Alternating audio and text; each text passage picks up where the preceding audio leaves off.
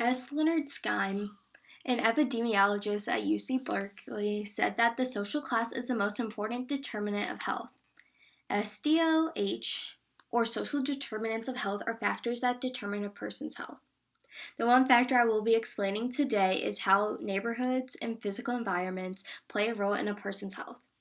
As you can tell from this slide, housing, transportation, safety, playgrounds, and walkability of a neighborhood, whether good or bad, are all factors that can contribute to life expectancy. The pictures illustrate an environment where their city is not taken care of. These are horrible streets, violence, and places where you wouldn't want to hang out during the day, and especially not at night. Furthermore, we can assume from these pictures that it's from a poverty-stricken district, where the most popular stores are local pawn shops, mom-and-pop barbers, and fast food chains. The documentary In Sickness and Wealth describes a similar situation in the 5th District of Louisville. Many of the scenes that they showed in the video resembled the images that you see on the slides right now.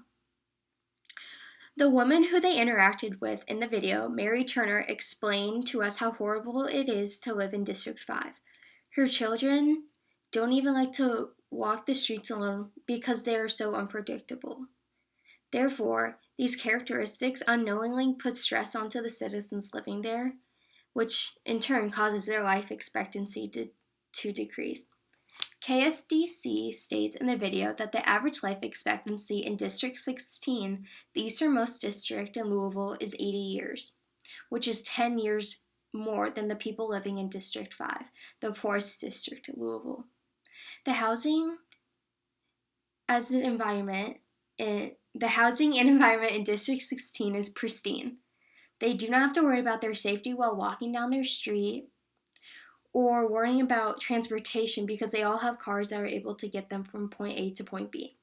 This directly affects your life, so it's not surprising that they live longer because they don't have the same stressors as people living in District 5 because they have to worry about whether they're going to get to work that pays minimum wage through public transit that could take multiple hours. So even though it's not surprising that the environment that you live in directly affects your health, I've never considered it before. But I completely understand how all these factors of a physical environment can make a person live longer or not. In my hometown of O'Fallon, Illinois, I can see the same issues that are happening in Louisville. There are places that I drive through that make it apparent that there are different sections of wealth. Personally, I see my privilege in where I live, a gated community on a golf course. So that means I'm exposed to a healthier life because I don't have to worry about my safety when I'm walking down my street or driving in my car. However, just 15 minutes away from my house is in East St. Louis. They are among the poorest people in our country, where crime and violence rule the streets. They are not given the same environment that I am. I do not have to worry about walking down my neighborhood, driving to school, or if I'm going to have running water and a functioning home to come back to. These are all non-negotiables for me because of where I am in the social class and how the social policies benefit me.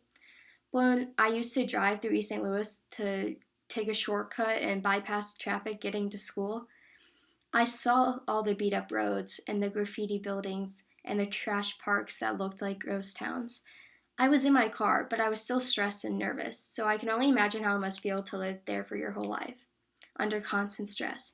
Therefore, it's no surprise how these people are experiencing lower life expectancies because of their social determinants of health by their physical environment. Thank you.